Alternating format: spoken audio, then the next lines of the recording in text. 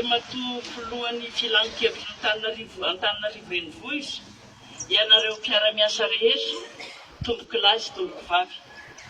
Voalohany teny dia misaotra an'Andriamanitra isika ny amin'ity fotoana androany ity, noho ny fanomezam-pahasoavany ka tafahoana soamantsara eto, azahoantsika misy ny fiara-miasa amin'ny Inde sy Madagasikara. Efa nazavainy tsotsotra tamintsika teo ny tantaran'ny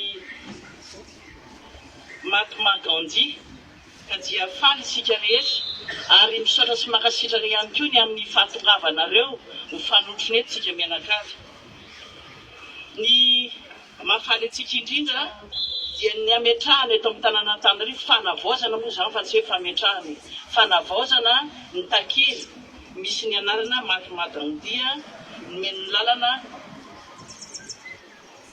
nomena nyity lalana eto Mahamasina ity. Tsy zohina amintsika intsony fa olo-manga teo anivon'ny firenena Inde ny Mahatma Gandhi. Ny soatoavana ny voiziny tamin'izany dia ny tsy fampiasana ny herisetra, ka ny lova tsara napetrany ho tantara ho modely ho an'ny firenena izany.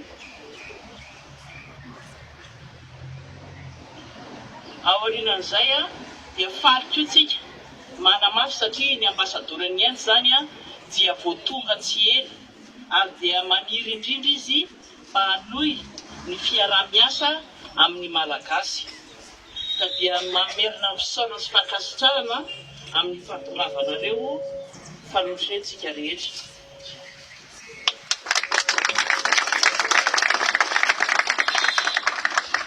Izao tsika dia tonga amin'ny fotoana anapahana ny ruban